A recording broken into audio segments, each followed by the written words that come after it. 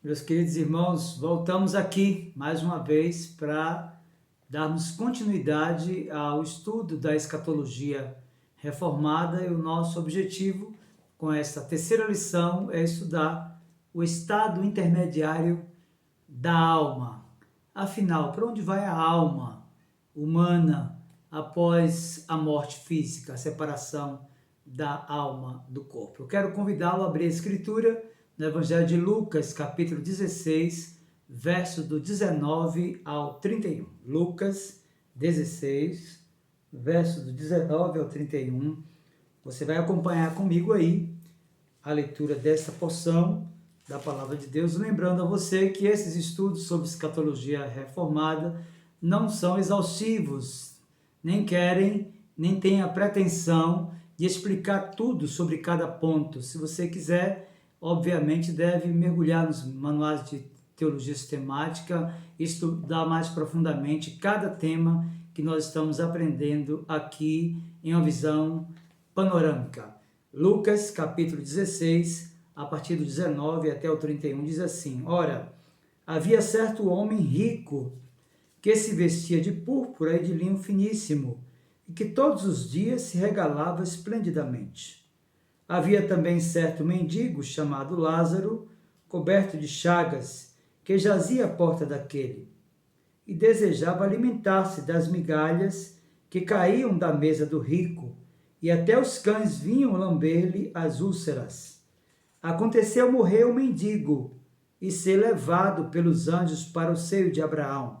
Morreu também um rico e foi sepultado. No inferno, estando em tormentos, levantou os olhos e viu ao longe a Abraão e a Lázaro no seu seio.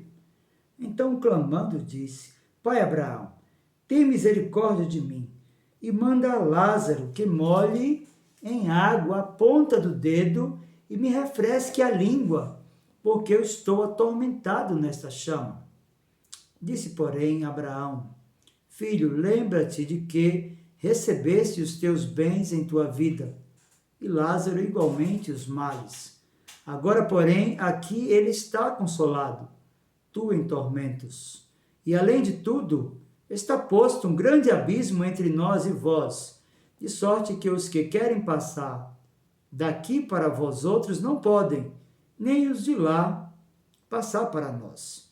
Então replicou: Pai, eu te imploro que eu mandes a minha casa paterna, porque tenho 5 irmãos, para que lhes dê testemunho, a fim de não virem também para este lugar de tormento. Respondeu Abraão: Eles têm Moisés e os profetas, ouçam-nos. Mas ele insistiu: Não, pai Abraão, se alguém dentre os mortos for ter com eles, arrepender-se-ão. Abraão, porém, lhe respondeu: Se não ouvem a Moisés e aos profetas, tampouco se deixarão persuadir, ainda que ressuscite alguém dentre os mortos. Eu quero lhe convidar para um momento de oração antes da exposição deste tema, o estado intermediário da alma. Curve a sua fronte, feche os seus olhos e vamos orar mais uma vez ao Senhor. Meu Senhor, abre-nos o entendimento para compreendermos as maravilhas da Tua lei. Faz prático o texto a nossa vida e dá-nos a compreensão necessária para entendermos a esperança que está posta na Escritura, de forma especial na compreensão daqueles que já partiram, e o estado em que eles estão agora, após terem experimentado da morte física, estando em Cristo ou desvinculados dele. Que o Senhor em tudo seja glorificado e exaltado, e que a Tua palavra seja aplicada ao nosso coração, pois nós oramos no nome de Jesus. Amém. Meus irmãos, nós vamos então estudar esta terceira lição sobre escatologia reformada com o objetivo de expor aquelas questões relacionadas ao estado intermediário da alma. E a primeira coisa que você deve compreender é que há uma diversidade interpretativa muito grande acerca desse tema. Nós poderíamos dizer que um dos temas mais discutidos no seio dos diversos segmentos religiosos e até mesmo no âmbito geral é o estado da alma daqueles que partem à eternidade. Afinal, qual é o destino da alma humana após experimentar da morte física, que é a separação da alma do corpo? Afinal, qual de fato o estado da alma daqueles que deixam esta vida? O nosso objetivo nesse estudo panorâmico sobre esse tema é dar para você as respostas que você deseja acerca desta verdade. Para isso, nós vamos iniciar abordando a visão da Igreja Católica Romana acerca desse assunto. Muito bem, para o catolicismo romano, há algumas definições sobre o estado da alma após a morte física. Poderíamos dizer que o primeiro é aqueles que alcançaram um grau de perfeita pureza nesta vida após a morte física, são imediatamente admitidos no céu e passam a desfrutar daquilo que eles definem como a visão beatífica de Deus. Então, esse seria o primeiro destino da alma daqueles que partem para a eternidade na visão da Igreja Romana, ou seja, aqueles que viveram em perfeita pureza nesta vida, que foram aperfeiçoados por suas obras meritórias, eles então, após a experiência da morte física, passam a desfrutar daquilo que eles definem como a chamada visão beatífica de Deus. Segundo, cresce também no ambiente do romanismo que há um local definido, denominado de purgatório, que não é um local de prova, muito menos de segunda oportunidade, mas de purificação, de preparação para as almas que aguardam a entrada final no céu. E este purgatório, esse local definido pela Igreja Romana, ele está fragmentado em alguns setores. O primeiro setor é definido como o limbus patrio. Segundo explicam os católicos, o limbus patrio fica na orla ou borda do inferno, local onde as almas dos santos do Antigo Testamento ficaram detidas até a ressurreição do Senhor Jesus, que desceu até esse lugar por ocasião da sua morte para libertá-las desse estado. Segundo, há também o limbus infanto.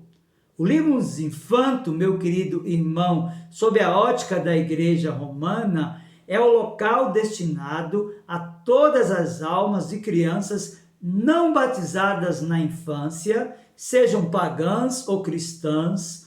Todavia, prevalece a opinião de que elas não sofrem nenhuma punição positiva, nenhuma dor nos seus sentidos, mas simplesmente estão excluídas das bênçãos do céu. É importante ainda compreendermos que para a Igreja Romana há também o inferno, o local onde aqueles que não alcançaram o estado pleno da salvação da alma através das suas obras meritórias vão viver definitivamente e eternamente.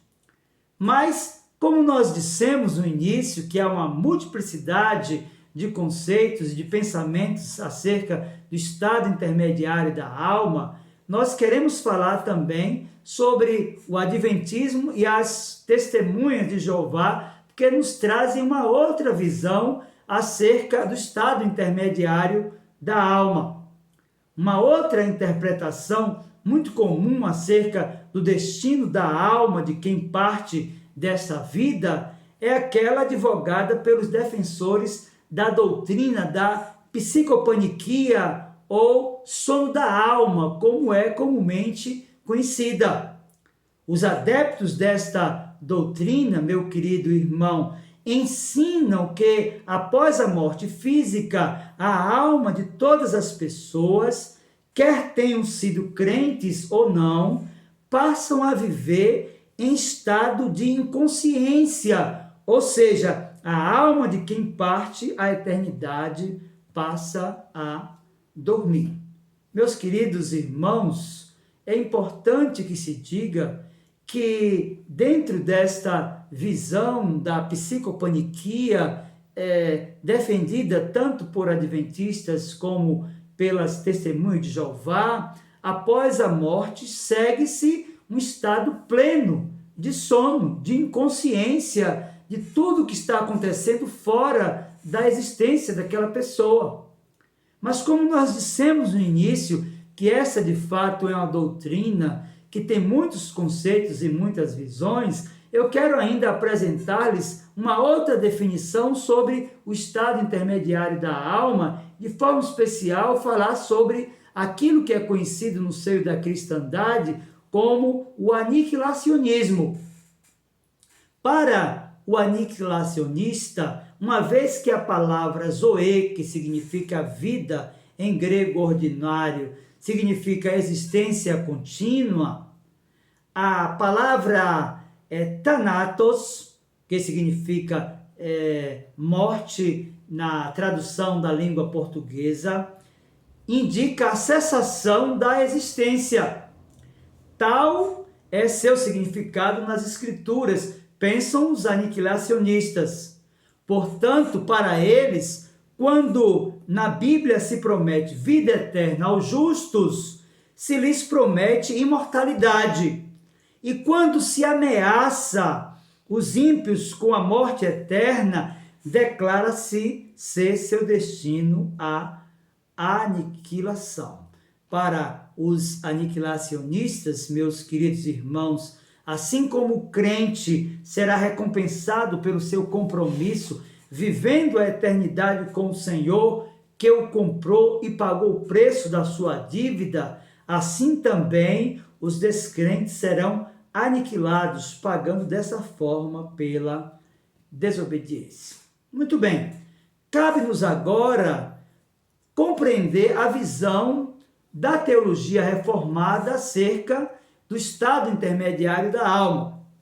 Para esses, os teólogos reformados, após a morte física, o ser humano continua em pleno exercício de suas faculdades mentais, e isso é provado à luz de diversas passagens da Santa Escritura. Veja, nós lemos inicialmente o texto de Lucas, capítulo 16, e eu quero ler ainda desse capítulo algumas porções selecionadas. Nós vamos ler agora Lucas, capítulo 16, versos 19 e 20, versos do 22 ao 24 e versos 27 e 28, buscando provar a você que o estado de quem parte para a eternidade após a morte física é o estado de consciência plena. Então veja, Lucas capítulo 16, versos 19 e 20, versos 22 e 24, versos 27 e 28. Atente bem o que diz essa passagem da Escritura. Ora, havia certo homem rico que se vestia de púrpura e de linho finíssimo, e que todos os dias se regalava esplendidamente. Havia também certo mendigo chamado Lázaro, coberto de chagas, que jazia à porta daquele. Aconteceu morrer o mendigo e ser levado pelos anjos ao seio de Abraão. Morreu também um rico e foi sepultado. No inferno, estando em tormentos, levantou os olhos e viu Abraão e Lázaro no seu seio. Então, clamando, disse: Pai Abraão, tem misericórdia de mim, e manda a Lázaro que molhe em água a ponta do dedo e me refresque a língua, porque estou atormentado nesta chama. Então replicou: Pai, eu te imploro que eu mandes à minha casa paterna, porque tenho 5 irmãos, para que lhes dê testemunho, a fim de não virem também para este lugar de tormento. Então, o que nós percebemos na leitura destes versículos selecionados de Lucas, capítulo 16, versos 19 e 20, 22 ao 24 e 27 e 28, é que após a morte física, tanto quem está no céu tem consciência, com aquele que está no inferno. Então, para a teologia reformada, após a morte física, o estado de quem parte para a eternidade é o estado de uma alma que está consciente não somente de quem foi, mas para onde foi e por que foi. É importante, então, meus irmãos, nós percebermos, à luz da Escritura, que isso de fato é verdade em toda a literatura do Novo Testamento. Por exemplo, Paulo fala sobre o partir estar com o Senhor. Segundo de Paulo aos Coríntios, capítulo 5, versos 6 e até o 8, diz: temos, portanto, sempre bom ânimo, sabendo que enquanto no corpo estamos ausentes do Senhor, visto que andamos por fé e não pelo que vemos. Entretanto, estamos em plena consciência, preferindo deixar o corpo e habitar com o Senhor.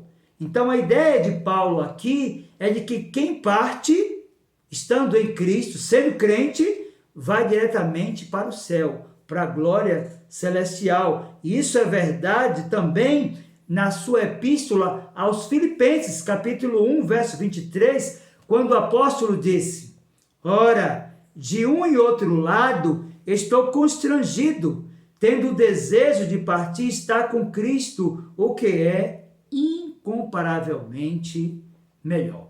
Meus queridos, de fato, o estado da alma pós-morte física é um estado pleno de consciência. Isso é verdade também à luz da literatura apocalíptica. Se você abrir a sua Bíblia agora em Apocalipse capítulo 9, versículo 6, e também em Apocalipse capítulo 20, versículo 4, você perceberá comigo o estado de consciência daqueles que já habitam a glória celestial. Acompanhe comigo a leitura de Apocalipse capítulo 9, verso 6 e capítulo 20, versículo 4. Quando ele abriu o quinto selo, vi debaixo do altar as almas daqueles que tinham sido mortos por causa da palavra de Deus e por causa do testemunho de Jesus. Vi também tronos, e nesses sentaram-se aqueles aos quais foi dada autoridade de julgar. Vi ainda as almas dos decapitados por causa do testemunho de Jesus, bem como por causa da palavra de Deus, tantos quantos não adoraram a besta, nem tampouco a sua imagem, e não receberam a marca na fronte e na mão, e viveram e reinaram com Cristo durante 1000 anos. Você percebeu comigo o estado pleno de consciência daqueles que João, naquela visão, quando estava exilado em Ilha de Patmos, percebeu? De fato, meus queridos irmãos, a Escritura vai nos mostrar que o estado da alma de quem parte a eternidade é um estado pleno de consciência. Mas isso é verdade também à luz da nossa própria confessionalidade. E Alexander Archibald Rod, em comentário à Confissão de Fé de Westminster, capítulo 32, discorrendo sobre o estado de consciência da alma após a morte física, ele afirma que a prova que o estado intermediário das almas consiste em atividade consciente e que essas condições são eternamente irreversíveis, podem ser melhor apresentadas mais coletivamente do que distributivamente. O aparecimento de Moisés, ele cita, e Elias, quando Cristo se transfigurou no monte, e ele está citando Mateus capítulo 17, versículo 13. A mensagem de Cristo dirigida ao ladrão da cruz, citando Lucas capítulo 23, versículo 43, quando o Senhor Jesus disse àquele homem: hoje estarás comigo no paraíso. No momento da morte, disse que Estevão, ele cita Atos capítulo 7, versos do 55 ao 59, estando Estevão cheio do Espírito Santo, viu os céus abertos e Jesus Cristo em pé à destra de Deus, e ao vê-lo ele clamou: Senhor Jesus, recebe meu espírito. Então Estevão morreu. Meus queridos irmãos, de fato, o estado intermediário da alma, daqueles que partem à eternidade, é um estado pleno de consciência. Nós podemos ver isso aqui nesse estudo. Então, diante daquilo que vimos, o que mais necessitamos aprender acerca do estado intermediário da alma? Em primeiro lugar, a doutrina do purgatório se esbarra nos exemplos e textos bíblicos supracitados nesse estudo, e nós podemos dizer que não há um fundamento bíblico para esse lugar criado pela Igreja de Roma.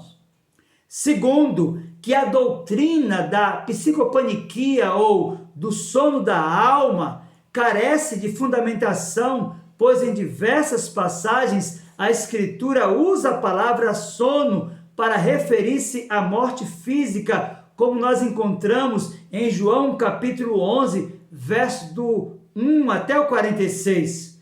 Terceiro, que é perigosa, absurda a doutrina aniquilacionista, que estabelece a aniquilação da alma dos descrentes como punição para os seus pecados, pois a Bíblia ensina que há dois lugares destinados àqueles que partem desta vida, a saber, o céu e também o inferno.